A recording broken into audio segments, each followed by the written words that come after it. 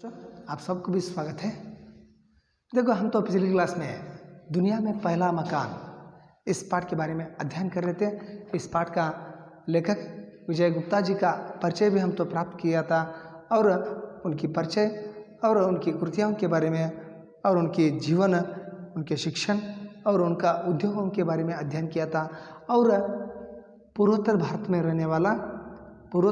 रहने वाला किंद्रू लालिम और किंचा लाली दाम मकान बनाने का तरीका को किस तरह सीखा और सीखने के लिए उन्होंने जंगल की ओर चल पड़े थे। तब उनको रास्ते में दो जानवरों से उनका मुलाकात हुआ था। पहला जानवर है हाथी।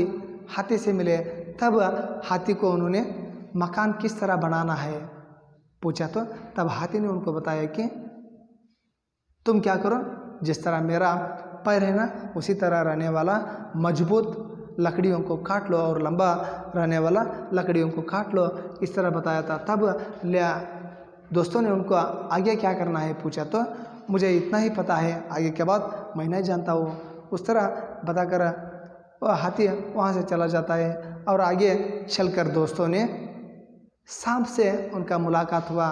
तब उन्होंने सांप को नमस्कार किया। तब सांप से भी पूछताछ किया घर को किस तरह बनाना है। हाथी ने हमको बताया कि जिस तरह वो उनका पैर मोटा मजबूत है उसी तरह रहने वाला लकड़ियों को काटने के लिए बताया है। आपको मालूम रहे तो मकान किस तरह बनाना है उसके बारे में आप बताओ, इस तरह बोलने के बाद तब सांप को उन्होंने बताया कि जिस तरह हाथी ने बताया है, जिस तरह उनका पैर मोटा लंबा है उसी तरह का लंबा मजबूत रहने वाला पेड़ों को यानी लकड़ियों को काटने के लिए बताया है। तब आप घर किस तरह बनाना जानते हैं तो हमको बताओ, इस तरह वो दोनों दोस्तों ने उनको पूछा। तो तब सांप ने बताया, जिस तरह मैं हूँ उस तरह लकड़ियों को आप क्या करो, काट लो। जिस तरह मैं पतली हूँ उस तरह पतले रहने वाला और लंबा लकड़ियों को काट लो। तब उन्होंने उनको पूछा है कि आगे क्या करना है। तब सांप भी बताता है कि आगे के बाद मैं नहीं जानता हूँ, रीति भरी मैं जानता हूँ, उस तरह बताते हैं। तब दोनों दोस्तों ने आगे चल पड़ता है। आगे चलकर वो घर को किस तरह निर्माण करता है आज हम अध्ययन करेंगे बच्चों। ಮಕ್ಕಳೇ, ನಾವು ಹಿಂದಿನ ತರಗತಿ ಒಳಗ ದುನಿಯಾ ಮೇ ಪಹಲಾ ಮಕಾನ್ ಅನ್ನೋ ಈ ಪಾಠದ ಬಗ್ಗೆ ಅಭ್ಯಾಸ ಮಾಡ್ತಿದ್ವಿ। ಈ ಪಾಠದ ಲೇಖಕರು ಡಾಕ್ಟರ್ ವಿಜಯ ಗುಪ್ತ ಅವರೊಂದು ಪರಿಚಯ, ಅವರೊಂದು ಜೀವನ, ಅವರೊಂದು ಶಿಕ್ಷಣ, ಅವರು ಬರೆದಂಥ ಕೃತಿಗಳ ಬಗ್ಗೆ ಅಧ್ಯಯನ ಮಾಡಿದ್ವಿ। ಇವರ ಒಂದು ಪರಿಚಯದ ನಂತರ ನಾವೇನು ಮಾಡಿದ್ವಿ, ಪಾಠ ಪ್ರಾರಂಭ ಮಾಡಿದ್ವಿ। ಪೂರ್ವೋತ್ತರ ಭಾರತದೊಳಗಿರುವಂಥ ಕಾಡು ಜನರಲ್ಲಿ ಒಂದು ಕಥೆ ಇದೆ। ಮನುಷ್ಯ ತನ್ನ ಮನೆಯ ನಿರ್ಮಾಣನ ಪ್ರಾಣಿ ಪಶುಗಳಿಂದ ಕೇಳಿಕೊಂಡು ಏನು ಮಾಡಿದ, ಮನೆ ನಿರ್ಮಾಣ ಮಾಡಿದ ಅನ್ನೋ ಒಂದು ಕಥೆ ಇದೆ। ಈ ಪೂರ್ವೋತ್ತರ ಭಾರತದೊಳಗಿರುವಂಥ ಇಬ್ಬರು ಸ್ನೇಹಿತರು ಯಾರ್ಯಾರು ಅಂದಾಗ ಮಕ್ಕಳು ಈಗಾಗಲೇ ನಿಮ್ಗೆ ಗೊತ್ತು, ಕಿಂದ್ರೂ ಲಾಲಿಮ್ ಅವರು ಕಿಂಚಾ ಲಾಲಿದಾಮ್ ಅನ್ನೋ ಇಬ್ಬರು ಸ್ನೇಹಿತರು ಕೂಡ್ಕೊಂಡು ಏನು ಮಾಡ್ತಾರೆ ಮಕ್ಕಳೇ, ಇಬ್ಬರು ಮನೆ ನಿರ್ಮಾಣ ಮಾಡೋಕ್ಕೆ ಸಿದ್ಧರಾಗಿರ್ತಾರೆ। ಅವರಿಬ್ಬರು ಏನು ಮಾಡ್ತಾರೆ ಮಕ್ಕಳೇ, ಮನೆ ಮಾಡ್ಬೇಕಂತ ನಿರ್ಧಾರ ಮಾಡಿರ್ತಾರೆ, ಆದ್ರೆ ಮನೆ ಯಾವ ರೀತಿ ಮಾಡ್ಬೇಕು ಅನ್ನೋದು ಅವ್ರಿಗೆ ಗೊತ್ತಿರೋದಿಲ್ಲ। ಆ ಕಾರಣದ ಮನೆ ನಿರ್ಮಾಣಕ್ಕೆ ಅವ್ರು ಏನು ಮಾಡ್ತಾರೆ, ಕಾಡಿನೊಳಗೆ ಹೊಕ್ಕಾರ ಮಕ್ಕಳೇ। ಕಾಡಿನೊಳಗೆ ಹೋಗಿ ಅಲ್ಲಿರುವಂಥ ಪಶು ಪಕ್ಷಿಗಳಿಗೆ ಕೇಳ್ಕೊತಾರೆ। ಮೊದಲನೇದಾಗಿ ಅವ್ರಿಗೆ ದಾರಿಯೊಳಗೆ ಸಿಕ್ಕಂಥ ಪ್ರಾಣಿ ಯಾವುದು ಅಂದಾಗ ಆನೆ ಭೇಟಿ ಆದ್ಕೊಂಡು ಅವರು ಆನೆಗೆ ನಮಸ್ಕಾರ ಮಾಡ್ತಾರೆ। ನಮಸ್ಕಾರ ಮಾಡಿ ನಾವು ಮನೆ ನಿರ್ಮಾಣ ಮಾಡ್ಬೇಕಂತ ಮಾಡೀವಿ, ಯಾವ ರೀತಿ ಮನೇನ ನಿರ್ಮಾಣ ಮಾಡಬೇಕು ನಿಮಗೇನಾದರೂ ಗೊತ್ತಿದ್ರೆ ತಿಳಿಸ್ಕೊಡಿ ಅಂದಾಗ ಆನೆ ಹೇಳ್ತೈತಿ, ನೀವು ಒಂದು ಕೆಲಸ ಮಾಡಿರಿ, ಅದೇನು ದೊಡ್ಡದಲ್ಲ, ನನ್ನ ಕಾಲುಗಳು ನೋಡ್ರಿ ಎಷ್ಟೊಂದು ಮಜಬೂತ್ ಅದಾವು, ಸದೃಢ ಅದಾವು, ಅಂತ ಇರುವಂಥ ಕಟ್ಟಿಗೆಗಳನ್ನ ಏನು ಮಾಡಿರಿ ನೀವು ಕಡಿಯಿರಿ ಅಂತ ಹೇಳಿದಾಗ ಮುಂದೆ ಏನು ಮಾಡಬೇಕು ಅಂತ ಮತ್ತೆ ಆ ಸ್ನೇಹಿತರು ಪ್ರಶ್ನೆ ಹಾಕಿದಾಗ, ಇಲ್ಲ ನನಗೆ ಇಷ್ಟ ಗೊತ್ತೈತಿ, ಮುಂದಿನ ವಿಚಾರ ನನಗೆ ತಿಳಿದಿಲ್ಲ ಅಂತಂದು ಆನೆ ಹೇಳ್ತೈತಿ। ಆಗ ಮತ್ತೆ ಸ್ನೇಹಿತರು ಮತ್ತೆ ಮುಂದೆ ಹೋಗ್ತಾರೆ। ಮುಂದೆ ಹೋದಾಗ ದಾರಿ ಮಾರ್ಗದೊಳಗೆ ಅವ್ರಿಗೆ ಹಾವು ಸಿಗ್ತೈತಿ। ಹಾವು ಸಿಕ್ಕಾಗ ಮತ್ತೆ ಹಾವಿಗೆ ನಮಸ್ಕಾರ ಮಾಡ್ತಾರೆ, ಸಹೋದರ ನಾವೇನು ಮಾಡ್ಬೇಕಂತ ಮಾಡೀವಿ, ಮನೆ ನಿರ್ಮಾಣ ಮಾಡ್ಬೇಕಂತ ಮಾಡೀವಿ, ನಿನಗೇನಾದರೂ ಗೊತ್ತಿದ್ರೆ ಹೇಳು। ಆನೆ ನಮಗೇನು ಹೇಳ್ತು, ಎಷ್ಟೊಂದು ಅದ್ರ ಕಾಲುಗಳು ಎಷ್ಟೊಂದು ಸದೃಢವಲ್ಲ ಅಂಥ ಕಟ್ಟಿಗಳನ್ನ ಕಡಿ ಅಂತ ಹೇಳ್ತು। ಅದ್ರ ಮುಂದಿನ ಬಾತು ಅವ್ರಿಗೆ ಅದಕ್ಕೆ ಏನೋ ಗೊತ್ತಿಲ್ಲ ಅಂತ, ಆ ಕಾರಣದ ನಿನಗೇನಾದರೂ ಗೊತ್ತಿದ್ರೆ ಹೇಳು ಅಂದಾಗ ಆ ಹಾವು ಅವ್ರು ಹೇಳ್ತೈತಿ, ನೋಡಿರಿ ನೀವು ಒಂದು ಕೆಲಸ ಮಾಡಿರಿ, ನನ್ನ ಹಾಗಿರುವಂಥ ತಿಳುವಾದಂಥ ಕಟ್ಟಿಗಳನ್ನ ಏನು ಮಾಡಿರಿ, ಕಡೀರಿ, ಕಡಿದು ಮನೆ ನಿರ್ಮಾಣ ಮಾಡ್ಕೋಬೋದು ನೀವು ಅಂತಂದು ಹೇಳಿದಾಗ, ಹೌದು ಅದು ಹೇಗೆ ನಿರ್ಮಾಣ ಮಾಡಬೇಕು ಅಂತ ಮತ್ತೆ ಸ್ನೇಹಿತರು ಕೇಳಿದಾಗ, ನನಗೂ ಇಷ್ಟ ಗೊತ್ತೈತಿ, ಮುಂದೇನು ಮಾಡ್ಬೇಕು ಅನ್ನೋದು ನನಗೆ ಗೊತ್ತಿಲ್ಲ ಅಂತಂದು ಮತ್ತೆ ಹಾವೈತದ ಮಕ್ಕಳೇ. ಹಾಗಾದ್ರೆ ಆ ಇಬ್ಬರು ಸ್ನೇಹಿತರು ಮನೆ ನಿರ್ಮಾಣ ಮಾಡಿದ್ರು ಇಲ್ಲೋ ಅನ್ನೋದನ್ನು ಇವತ್ತು ನಾವು ಅಧ್ಯಯನ ಮಾಡೋದು ಮಕ್ಕಳೇ. आगे देखिए वहाँ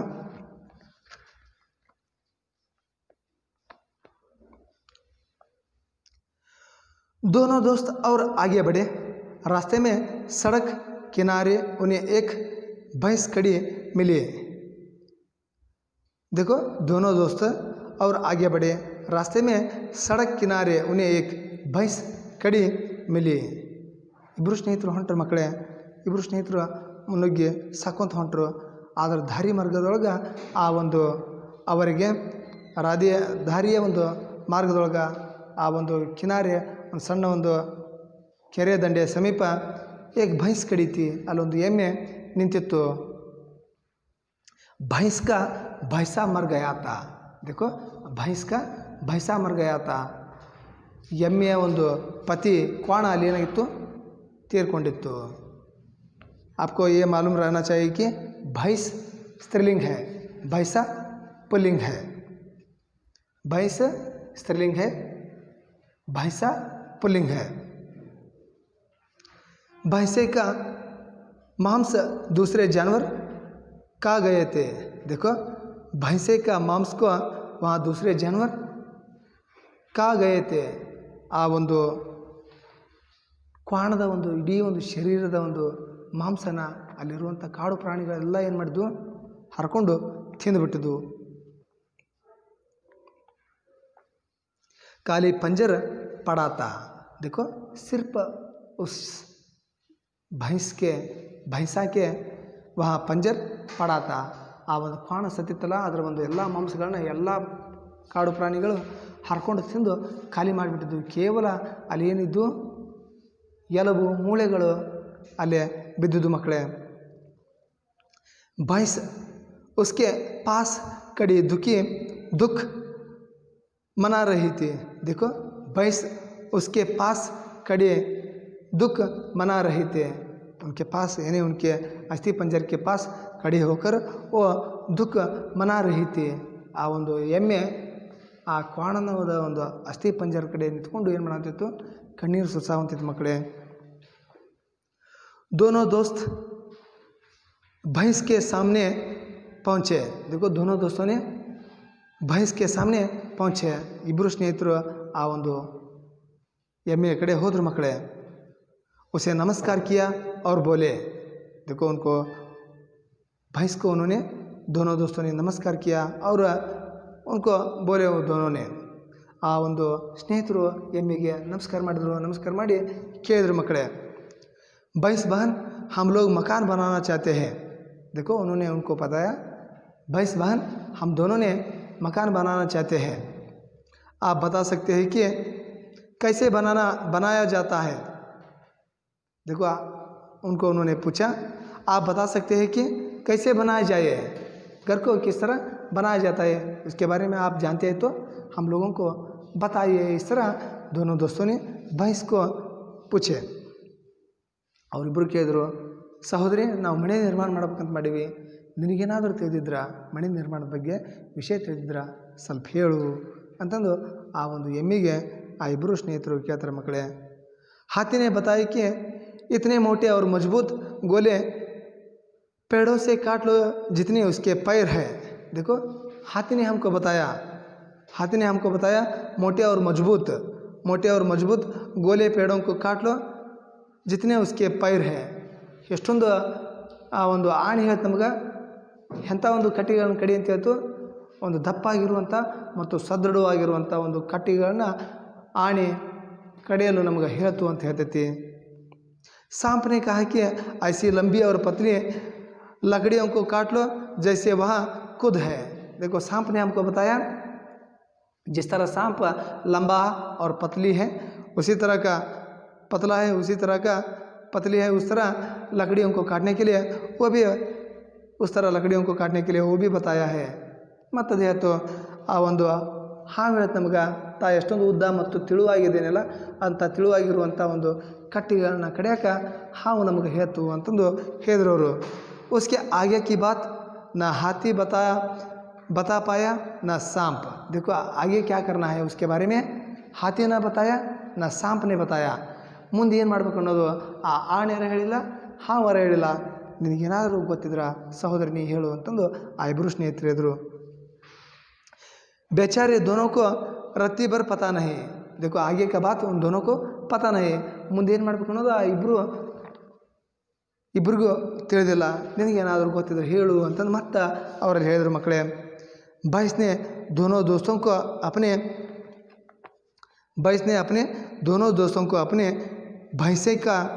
भैंसे का पंजर दिखाया. देखो भैंस ने दोनों दोस्तों को अपने भैंसे के पंजर दिखाया. ಆ ಒಂದು ಎಮ್ಮೆ ತನ್ನ ಒಂದು ಕ್ವಾಣದ ಒಂದು ಅಸ್ಥಿ ಪಂಜರಗಳನ್ನು ತೋರಿಸಿ ಹೇಳ್ತು. ಬೋಲಿ ಹೇಳ್ತು. ಏನಂತ ಹೇಳ್ತು ನೋಡ್ರಿ. जैसे इन पत्थर में 4 पैरों पर हड्डियाँ पड़ी है, उसी तरह 4 मोटे गोले जमीन में गाड़ कर उन पर पतली और लंबी लकड़ियों से चप्पर का पंजर बना लो. देखो आगे उन्होंने बताया कि किस तरह यहाँ भैंसा का पंजर गिरा है, उसी तरह उसकी पैर वहाँ पड़ा है, उसी तरह रहने वाला 4 मोटे गोले जमीन में गाड़ कर उन पर पतली और लंबी लकड़ियों से क्या करो, चप्पर का पंजर बना लो. जिस तरह वहाँ भैंसा का पंजर गिरा था, उसी तरह का 4 लकड़ियों को जमीन में क्या करो, गाड़ कर खड़ा रहो. बाद में उसे पतली और लंबी लकड़ियों को जिस तरह भैंसा की हड्डियाँ वहाँ चप्पर जैसे गिरा है, उसी तरह क्या करो, तुम भी उसे जमा करो. इस तरह सांप ने उनको जवाब दिया. ಮತ್ತು ಆ ಒಂದು ಎಮ್ಮೆ ಹೇಳ್ತವ್ರಿಗೆ ಸ್ನೇಹಿತರೆ, ಆ ಒಂದು ಕೋಣನ ಒಂದು ಅಸ್ಥಿಪಂಜರ ಬಿದ್ದಿದೆಯಲ್ಲ, ಆ ಅಸ್ಥಿಪಂಜರ ನೋಡ್ರಿ ನೀವು 4 ದಪ್ಪಾದಂಥ ಒಂದು ಕಟ್ಟಿಗಳನ್ನ ಏನು ಮಾಡಿರಿ, 4 ದಿಕ್ಕಿಗೆ ಫಸ್ಟ್ಗೆ ಏನು ಮಾಡಿರಿ, ಹುಗಿರಿ. ತದನಂತರ ನೀವೇನು ಮಾಡಿರಿ, ಈ ಅಸ್ಥಿಪಂಜರಗಳನ್ನ ನೋಡ್ರಿ. ಈ ಅಸ್ಥಿಪಂಜರ ಇರುವಂಗೆ ತಿಳುವಾದಂಥ ಕಟ್ಟಿಗಳನ್ನ ಚಪ್ಪರದ ಒಂದು ಆಕಾರದವಾಗಿ ಏನು ಮಾಡಿರಿ, ಹೆಣೀರಿ ಅಂತಂದು ಆ ಒಂದು ಎಮ್ಮೆ ಆ ಇಬ್ಬರು ಸ್ನೇಹಿತರಿಗೆ ಹೇಳ್ತು. ಮಕ್ಕಳೇ, ಮುಂದೇನಾದ್ರು ನೋಡ್ರಿ. दोनों ने पूछा इसके बाद क्या करना पड़ेगा. देखो दोनों ने उनको पूछा इसके बाद क्या करने पड़ेगा. ಇದಾದ ನಂತರ ಮತ್ತೇನು ಮಾಡಬೇಕು ಹೇಳ್ರಿ ಅಂತ ಕೇಳಿದಾಗ ಅವಾಗ ನೋಡ್ರಿ, भैंस ने उत्तर दिया आगे की बात नहीं जानता, मैं नहीं जानती, मुझे रत्ती भर पता नहीं. देखो आगे उन्होंने बताया, भैंस ने उत्तर दिया आगे की बात मैं नहीं जानती, मुझे रत्ती भर पता नहीं. ಮತ್ತು ಅದು ಹೇಳ್ತು, ಮುಂದಿನ ಮಾತು ನನಗೆ ಗೊತ್ತಿಲ್ಲ, ಇಷ್ಟ ನನಗೆ ಗೊತ್ತಿರೋದು, ಈ ಮುಂದೆ ಏನು ಮಾಡ್ಬೇಕು ಅನ್ನೋದು ನನಗೆ ತಿಳಿದಿಲ್ಲ, ನೀವು ಯಾರಿಗಾರ ಕೇಳ್ಕೊರಿ ಅಂತಂದು ಆ ಒಂದು ಎಮ್ಮೆ ಆ ಇಬ್ಬರು ಸ್ನೇಹಿತರಿಗೆ ಹೇಳ್ತು. ಮಕ್ಕಳೇ, ಮುಂದೆ ಏನಾಯ್ತು ನೋಡ್ರಿ. तब दोनों दोस्तों ने आगे बढ़े. देखो उनका जवाब पाकर दोस्तों ने आगे बढ़े. ಈ ಒಂದು ನನಗೆ ಇಷ್ಟ ಗೊತ್ತಿದೆ, ನನಗೆ ಗೊತ್ತಿಲ್ಲ ಅಂದಾಗ ಆ ಒಂದು ಇಬ್ಬರು ಸ್ನೇಹಿತರು ಏನು ಮಾಡಿದ್ರು, ಆ ಒಂದು ಮಾತುಗಳನ್ನ ಕೇಳಿ ಮತ್ತೆ ಮುಂದೆ ಹೊಂಟರು. रास्ते में एक तालाब मिला. देखो उन दोनों दोस्तों को रास्ते में एक तालाब मिला. ಆ ಒಂದು ಇಬ್ಬರು ಸ್ನೇಹಿತರಿಗೆ ದಾರಿಯ ಮಾರ್ಗದೊಳಗೆ ಒಂದು ಕೆರೆ ಸಿಕ್ತು, ಒಂದು ಹೊಂಡ ಸಿಕ್ತು ಅಂತ ಹೇಳ್ಬೋದು. ಮಕ್ಕಳೇ, तालाब में एक बहुत बड़ी मछली तैर रही थी. देखो तालाब में वहाँ एक बहुत बड़ी मछली वहाँ तैर रही थी. ಆ ಒಂದು ಕೆರೆ ಒಳಗೆ ಒಂದು ದೊಡ್ಡದಾದಂಥ ಒಂದು ಮೀನು ನಿರ್ಮಾಣ ಆಗ್ತಿತ್ತು, ಅಲ್ಲೇ ಈಜಾಡ ಕುಂತಿತ್ತು. ಮಕ್ಕಳೇ, ನಿಮಗೂ ಈಜಾಡೋದು ಇಷ್ಟ. ನೀವು ಎಲ್ಲಾರ ಈಗೆಲ್ಲ ಏನೈತಿ, ಲಾಕ್ಡೌನ್ ಆಗಿ ನಿಮ್ಮಲ್ಲಿ ಇರುವಂಥ ಒಂದು ಸ್ವಿಮ್ಮಿಂಗ್ ಪೂಲ್ಗಳನ್ನ ಎಲ್ಲ ಏನು ಮಾಡ್ಯಾರ, ಬಂದ್ ಮಾಡಿದಾರ. ಇಲ್ಲಾಂದ್ರೆ ನೀವು ಎಲ್ಲ ಏನು ಮಾಡ್ತಿದ್ರಿ, ಸಂಡೇಕೊಮ್ಮೆ ಹೋಗಿ ಸ್ವಿಮ್ಮಿಂಗ್ ಪೂಲ್ದೊಳಗೆ ಆರಾಮಾಗಿ ಈಜಾಡಿ ಬರ್ತಿದ್ರಿ. ಇವತ್ತು ಏನಾಗ್ಬಿಟ್ಟಿದೆ, ಅಥವಾ ನಿಮ್ಮ ಹಳ್ಳಿ ಒಳಗೆ ಇರುವಂಥ ಕೆರೆಗಳೊಳಗೆ ಅಥವಾ ಹೊಂಡದೊಳಗೆ ಈಜಾಡ್ತಿದ್ರಿ. ಈಗೆಲ್ಲ ಕೊರೋನಾ ಬಂದು ಏನಾಗ್ಬಿಟ್ಟೈತಿ, ಅದೆಲ್ಲ ಸ್ಟಾಪ್ ಆಗಿದೆ. ಮಕ್ಕಳೇ, ನಾವೆಲ್ಲ ಮನೆಯೊಳಗೆ ಸ್ನಾನ ಗಿನ ಮಾಡಿ ಬರೋದು ಆಗಿದೆ. ಇಲ್ಲಾಂದ್ರೆ ನಾವೆಲ್ಲ ಸ್ವಿಮ್ಮಿಂಗ್ ಪೂಲಿಗೆ, ಕೆರೆಗೆ ಹೋಗಿ ಈಜಾಡಿ ಬರ್ತಿದ್ವಿ. ಈಗೆಲ್ಲ ಅದು ಏನಾಗಿದೆ ಮಕ್ಕಳೇ, ಸ್ಟಾಪ್ ಆಗಿದೆ. ಅಂಥ ಒಂದು ಕೆರೆ ಒಳಗೆ ಒಂದು ದೊಡ್ಡದಂಥ ಮೀನು ಈಜಾಡುವಂಥದ್ದು ಮಕ್ಕಳೇ. ಮುಂದೇನಾಯ್ತು ನೋಡ್ರಿ.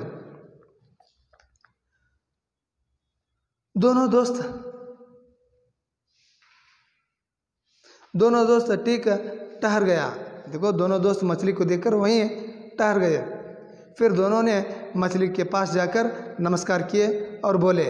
देखो दोनों दोस्त आगे मछली को भी उन्होंने नमस्कार किया और उन्होंने उनसे पूछने लगा, मत और क्या चल मर्दरो, हम लोग मकान बनाना चाहते हैं। देखो हम लोग मकान बनाना चाहते हैं। हाथी कहता है कि उसके पैर जैसे मोटे और मजबूत लकड़ी के गोले पेड़ों से काट लो। और सांप ने बताया कि जैसे वहाँ उसी पतली और लंबी लकड़ियों को काट लो। भैंस ने यहाँ दिखाया दिया कि इन दोनों किस्म की लकड़ियों को कैसे जमाया जाए। उसके आगे की बात उन लोगों में किसी को भी न पता नहीं, कोई रत्ती भर भी नहीं जानता। देखो आगे यहाँ बता दें कि दोनों दोस्तों ने उस मछली को प्रणाम किया और उन्होंने उनको मकान किस तरह बनाना है हमको हाथी ने बताया कि जिस तरह हाथी का पैर है उसी तरह का मजबूत रहने वाला लकड़ियों को काटने के लिए, मोटा और मजबूत लकड़ियों को काटने के लिए हाथी ने हमको बताया। और सांप ने बताया कि जिस तरह सांप है पतली और लंबी रहने वाला लकड़ियों को काटने के लिए वो बताया। और इसके बाद हमको भैंस ने बताया कि भैंस ने दिखाया दिया कि दोनों की किस्म की लकड़ियों को कैसे जमाया क्यों, इसके आगे की बात उन तीनों को भी पता नहीं है। जिस तरह भैंसा की चप्पर है उसी तरह चप्पर बनाने के लिए वो बताया, मगर उसके बाद क्या करना है वो तीनों को भी पता नहीं। तुमको पता रहे तो बताओ। इस तरह मछली को दोनों दोस्त ने पूछा। मत ಕೇಳಿದ್ರು ಆನೆ ಆಯಿತು ತನ್ನ ಹಂಗೆ ಇರುವಂಥ ಮಜಬೂತ ಮತ್ತು ಸದೃಢವಾಗಿರುವಂಥ ಕಟ್ಟಿಗೆ ಕಡಿ ಅಂತ ಹೇಳ್ತು. ಆಮೇಲೆ ತನ್ನ ಹಂಗೆ ಉದ್ದಾಗಿ ಮತ್ತು ತಿಳುವಾಗಿರುವಂಥ ಕಟ್ಟಿಗೆಗಳನ್ನ ಕಡಿ ಅಂತ ಹೇಳ್ತು. ಇನ್ನು ಆ ಒಂದು ಎಮ್ಮೆ ಹೇಳ್ತು ತನ್ನ ಒಂದು ಅಸ್ಥಿ ಪಂಜರ ಐತಲ್ಲ ಅಸ್ಥಿ ಪಂಜರ ಹಂಗೆ 4 ದೊಡ್ಡ ಕಟ್ಟಿಗೆಗಳನ್ನ ಏನು ಮಾಡು ನೆಲದೊಳಗೆ ಹೋಗಿಪ್ಪ, ಆಮೇಲೆ ಚಪ್ಪರದ ಆಕಾರವಾಗಿ ತಿಳುವಾದಂಥ ಕಟ್ಟಿಗೆಗಳನ್ನ ಬಿಗಿ. ಮುಂದೇನು ಮಾಡ್ಬೇಕು ಅನ್ನೋದು ಹೇಳಿಲ್ಲ. ನಿಮಗೇನಾದರೂ ಗೊತ್ತಿದ್ರೆ ಹೇಳ್ರಿ ಅಂತಂದು ಆ ಸ್ನೇಹಿತರು ಆ ಒಂದು ಮೀನಕ್ಕೆ ಹೇಳ್ತಾರೆ ಮಕ್ಕಳೇ. ಆ ಮೀನು ಏನು ಹೇಳ್ತಿತ್ತು ನೋಡ್ರಿ. मछली ने कहा आप लोग ज़रा मेरी पीठ की पट्टियाँ ध्यान से देख लो। देखो आगे उन्होंने बताया कि आप लोग ज़रा मेरी पीठ की पट्टियों को ध्यान से देख लो। ನೀವು ಸ್ವಲ್ಪ ನನ್ನ ಒಂದು ಬೆನ್ನಿನ ಮೇಲೆ ಇರುವಂಥ ಪಟ್ಟಿಗಳನ್ನ ಲಕ್ಷ್ಯ ಕೊಟ್ಟು ನೀವು ನೋಡ್ರಿ. फिर पेड़ों से बहुत सी पत्तियों तोड़ लो। इन पत्तियों को छप्पर पर उसी तरह जमा दो जैसी मेरी पीठ पर पट्टियाँ हैं। देखो आगे मछली ने उनको बताया कि आप ज़रा मेरी पीठ की पट्टियों को क्या करो ध्यान से देख लो। ನನ್ನ ಒಂದು ಬೆನ್ನಿನ ಮೇಲೆ ಇರುವಂಥ ಪಟ್ಟಿಗಳನ್ನ ಸ್ವಲ್ಪ ಏನು ಮಾಡಿರಿ ನೀವು ಗಮನ ಹರಿಸಿ ನೋಡ್ರಿ. फिर पेड़ों से बहुत पत्तियाँ तोड़ लो। बाद में पेड़ों से क्या करो पत्ताओं को तोड़ लो। ಬಹಳಷ್ಟು ಏನು ಮಾಡಿರಿ ಎಲೆಗಳನ್ನ ನೀವೆಲ್ಲ ಹರ್ಕೋರಿ. इन पत्तियों को छप्पर पर उसी तरह जमा दो जैसी मेरी पीठ पर पट्टियाँ है। ನೀವು ಆ ಒಂದು ನನ್ನ ಬೆನ್ನಿ ಮೇಲೆ ಇರುವಂಥ ಪಟ್ಟಿಗಳನ್ನ ಗಮನಿಸಿರಿ. ನೀವು ಯಾವ ರೀತಿಯಾಗಿ ಅಸ್ಥಿ ಪಂಜರ ಹೆಣ್ದಿರ್ತೀರಲ್ಲ ಅದ್ರ ಮ್ಯಾಗ ನೀವು ಗಿಡಗಳಿಂದ ಏನು ಮಾಡಿರಿ ಎಲೆಯನ್ನು ಹರ್ಕೋರಿ. ಬಹಳಷ್ಟು ಎಲೆಗಳನ್ನ ಹರ್ಕೋರಿ. ಆ ಎಲೆಗಳನ್ನೆಲ್ಲ ಹೆಂಗೆ ಜಮಾ ಮಾಡಿರಿ ನನ್ನ ದುಬ್ಬದ ಮ್ಯಾಗಿರುವಂಥ ಪಟ್ಟಿಗಳದಾವಲ್ಲ ಆ ಪಟ್ಟಿ ಹಂಗೆ ಏನು ಮಾಡಿರಿ ನೀವು ಆ ಎಲ್ಲ ಒಂದು ಪಟ್ಟಿಗಳ ಮ್ಯಾಗ ಆ ಒಂದು ಅಸ್ಥಿ ಪಂಜರ ಹೆಣ್ದಂಗೆ ಹೇಳಿರ್ತಿರಲ್ಲ ಅದ್ರ ಮ್ಯಾಗ ನನ್ನ ಬೆನ್ನಿನ ಮ್ಯಾಗಿರುವಂಥ ಒಂದು ಪಟ್ಟಿಗಳಂಗೆ ಏನು ಮಾಡಿಬಿಡ್ರಿ ಎಲೆಗಳನ್ನ ತುಂಬಿಬಿಡ್ರಿ ಅಂತಂದು ಆ ಸ್ನೇಹಿತರು ಹೇಳ್ತಾರೆ ಮಕ್ಕಳ್ರೆ. ಮುಂದೇನಾಯ್ತು ನೋಡ್ರಿ.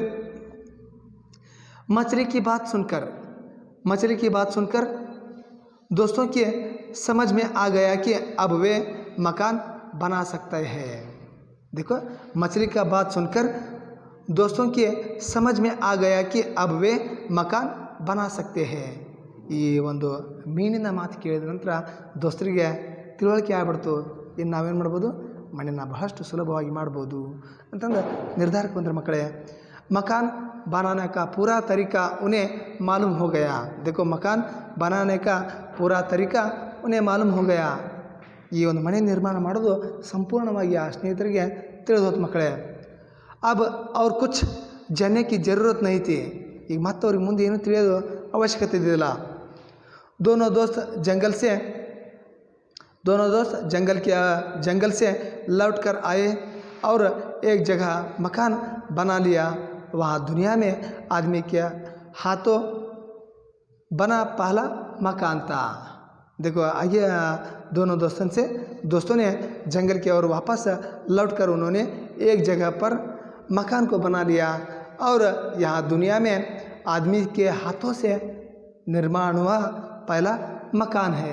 आप सबको भी किताब में एक दृश्य है, आप सभी भी इस दृश्य को देख ले तो जान सकते हैं. और वो जब भैंसा ने उनको जवाब दिया था, जिस तरह पंजर का जिस तरह रहता है उसी तरह पंजर को पट्टियों के बनाने के लिए वो बताया था. वो पंजर की पट्टियाँ है बच्चों. ಈ ರೀತಿಯಾಗಿ ಆ ಒಂದು ಎಲ್ಲ ಒಂದು ಪ್ರಾಣಿಗಳ ಒಂದು ಮಾತುಗಳನ್ನು ಕೇಳಿದ ನಂತರ ಅವರಿಗೆ ಮನೆ ಯಾವ ರೀತಿ ನಿರ್ಮಾಣ ಮಾಡಬೇಕು ಅನ್ನೋದು ಕಠಿಣ ಆಗಲಿಲ್ಲ ಮಕ್ಕಳೇ. ಅವರು ಒಂದು ಕಾಡಿನಿಂದ ಮರಳಿ ಬಂದರು. ಒಂದು ನಿರ್ದಿಷ್ಟವಾದ ಜಾಗದೊಳಗೆ ಒಂದು ಮನೆ ನಿರ್ಮಾಣಕ್ಕೆ ಕಟ್ಟಿಗೆಗಳನ್ನ ತೆಗೆದುಕೊಂಡು ಬಂದರು. ತದನಂತರ ಅವ್ರು ಏನು ಮಾಡಿಬಿಟ್ರು, ಎಲ್ಲ ಒಂದು ಕಟ್ಟಿಗೆಗಳನ್ನ ತಂದು ಆ ಎಲೆಗಳನ್ನ ಹರ್ಕೊಂಬಂದರು.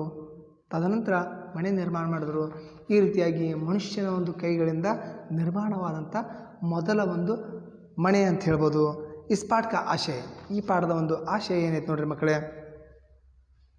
अनादिकाल से मानव पशु पक्षियों से अपने परिसर और वातावरण से कुछ ना कुछ सिखाता आ रहा है.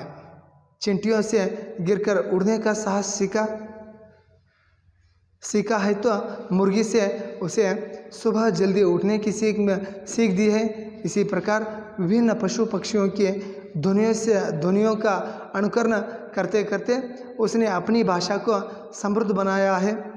प्रस्तुत कहानी में यहाँ दिखाया गया है कि इंसान ने मकान बनाना भी पशु पक्षियों से यानी पशु प्राणियों से सीखा. उसका सरल निरूपण इस कहानी में किया गया है. देखो, ये बताता है कि अनादिकाल से मानव ने पशु पक्षियों से यानी परिसर में वातावरण में उन्होंने कुछ न कुछ सिखाते ही आ रहा है. चींटियों से उन्होंने गिरकर उड़ने का तरीका सीखा. चींटियों से उन्होंने गिरकर उड़ने का साहस सीखा. बाद में उन्होंने मुर्गी से जल्दी उठने का तरीका सीखा और कुत्ते से ईमानदारी सीखा और घोड़े से दौड़ने को सीखा. शेर से साहस गुण सीखा. इसी तरह अनेक जानवरों से उन्होंने अनेक तरीक़ों को उन्होंने सिखाया और इसी प्रकार उन्होंने अनेक पशु पक्षियों की ध्वनियों से अनुकरण करते करते हुए अपना ही कुछ एक भाषा को उन्होंने समृद्ध बनाया. और प्रस्तुत कहानी में यह दिखाया गया कि इंसान ने मकान को किस तरह बनाया सीखा और पशु पक्षियों का उन्होंने किस तरह उनका रीति रिवाजों को सुनकर यानी उनका बातों को सुनकर मकान को किस तरह निर्माण किया है. इसे यहाँ बहुत अद्भुत सुंदर से दिया है बच्चों. ಮಕ್ಕಳೇ, ಅನಾದಿ ಕಾಲದಿಂದ ಮಾನವ ಇವತ್ತು ಹಲವಾರು ಪಶು ಪಕ್ಷಿಗಳಿಂದ ಒಂದಲ್ಲ ಒಂದು ಕಲ್ಕೊಂತ ಬಂದನ. ನಮ್ಮ ಒಂದು ವಾತಾವರಣ ಆಯ್ತು, ನಮ್ಮ ಒಂದು ಪರಿಸರದೊಳಗೆ ಮನುಷ್ಯ ಇವತ್ತು ಹಲವಾರು ವಿಚಾರಗಳನ್ನ ಕಲ್ಕೊಂತ ಬಂದಾನ ಅಂದ್ರೆ ತಪ್ಪಾಗಲಾರ್ದು. ಇಲ್ಲೇ ಇರುವೆಯಿಂದ ಬಿದ್ದವ ಎದ್ದು ನಿಂದಿರೋದು ಕಲ್ತ, ಕೋಳಿಯಿಂದ ಹುಂಜದಿಂದ ಬೆಳಗ್ಗೆ ಬೇಗ ಹೇಳೋದು ಕಲ್ತ, ನಾಯಿಯಿಂದ ಪ್ರಾಮಾಣಿಕತೆ ಕಲ್ತ, ನರಿಯಿಂದ ಮೋಸತನ ಕಲ್ತ, ಸಿಂಹದಿಂದ ಶೌರ್ಯ ಪರಾಕ್ರಮ ಕಲ್ತ, ಇನ್ನೂ ಹಲವಾರು ಪ್ರಾಣಿಗಳಿಂದ ಒಂದಲ್ಲ ಒಂದು ಕಲಿಯುತ್ತನ ಬಂದ. ಈ ಪ್ರಸ್ತುತ ಪಾಠದೊಳಗೆ ಕಾಡು ಪ್ರಾಣಿಗಳಿಂದ ಮನೆಯನ್ನು ಯಾವ ರೀತಿಯಾಗಿ ನಿರ್ಮಾಣ ಮಾಡೋದು ಅನ್ನೋದನ್ನು ಕಲಿತ ಮಕ್ಕಳೇ. ಇದು ಇವತ್ತಿನ ನಿಮ್ಮ ಒಂದು ಇಂದಿನ ಒಂದು ಪಾಠ ದುನಿಯಾ ಮೇ ಪಹಲಾ ಮಕಾನ್. ಮುಂದಿನ ಒಂದು ತರಗತಿಯೊಳಗೆ ಮುಂದಿನ ಒಂದು ಪಾಠದೊಳಗೆ ನಿಮ್ಮನ್ನು ಭೇಟಿ ಆಗ್ತೀನಿ. ಎಲ್ಲರಿಗೂ ಧನ್ಯವಾದಗಳು.